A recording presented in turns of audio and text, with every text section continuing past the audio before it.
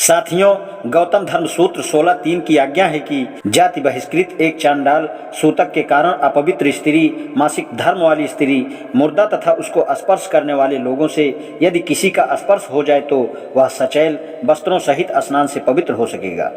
वशिष्ठ धर्म सूत्र 4:37 की आज्ञा इस प्रकार है। यज्ञ स्तंभ, चिता, शमशान भूमि, मासिक धर्मिणी या सद्य प्रसूता स्त्री, अपवित्र लोग या चांडाल का स्पर्श करने वालों को डुबकी लगाकर स्नान करना होगा।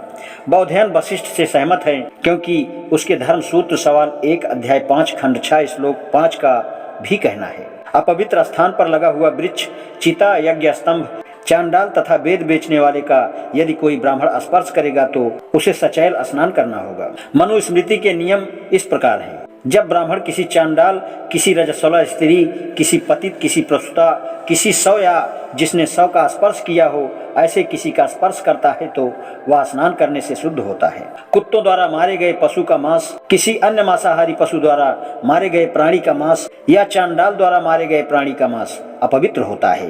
किसी वस्तु को किसी भी ढंग से ले जाता हुआ यदि किसी अपवित्र व्यक्ति या वस्तु से छू जाएगा तो उस चीज को बिना रखे ही वह आचमन द्वारा पवित्र होगा। धर्म सूत्रों तथा मनुस्मृतियों से उद्धत इन पाठों से निम्नलिखित बातें स्पष्ट हो जाती हैं। चांडाल के स्पर्श से केवल ब्राह्मण ही अशुद्ध होता था। संभवतः संस्कार विशेष के ही अवसर पर शुद्ध अशुद्ध का ख्याल किया जाता था। यदि ये निष्कृष्ट ठीक है तो यह अशुद्ध है, अछूत नहीं। अशुद्ध और अछूत का भेद एकदम स्पष्ट है। अछूत सभी को अपवित्र करता है लेकिन अशुद्ध केवल ब्राह्मण को अपवित्र करता है। अशुद्ध का स्पर्श केवल संस्कारों के अवसर पर ही अपवित्रता का कारण बनता है। अछूत का स्पर्श हमेशा।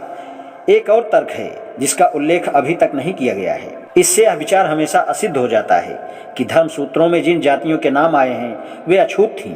अब तक दूसरे अध्याय में काउंसिल आदेश की जो जाति सूची और इस अध्याय में स्मृतियों के आधार पर बनाई गई सूची की तुलना से उत्पन्न होता है, इस तुलना से क्या प्रकट होता है कोई भी देख सकता है। इससे प्रकट होता है स्मृतियों में दी गई जातियों की अधिक से अधिक संख्या केवल 12 है, लेकिन काउंसिल आदेश में जिनके नाम आए हैं वे 429 तक पहुँचती हैं। 9 ऐसी जातियां हैं जिनके नाम काउंसिल आदेश में हैं लेकिन स्मृतियों में नहीं हैं। 421 में 429 जातियां ऐसी हैं जिसके नाम स्मृतियों में है ही नहीं। 3 ऐसी जातियां हैं जिनके नाम स्मृतियों में हैं लेकिन काउंसिल आदेश सूची में एकदम नहीं। ऐसी केवल एक जाति है जिसके नाम दोनों सूचियों में हैं लेकिन काउंसिल आदेश के अनुसार देश के कुछ हिस्सों में अछूत माने जाते हैं। चमार सारे भारत में अछूत माना जाता है। जो यह नहीं मानते कि अपवित्र और अछूत अलग अलग होते हैं वे उक्त बातों में अनजान मालूम होते हैं, लेकिन उन्हें उन पर ध्यान देना ही पड़ेगा। यह बातें इतनी विशेष प्रभाव उत्पादक हैं कि हमें इस बात को स्वीकार करना ही पड़ेगा कि अपवित्र और अछूत अलग अलग है। आज इतना ही, शेष कल। धन्यवाद।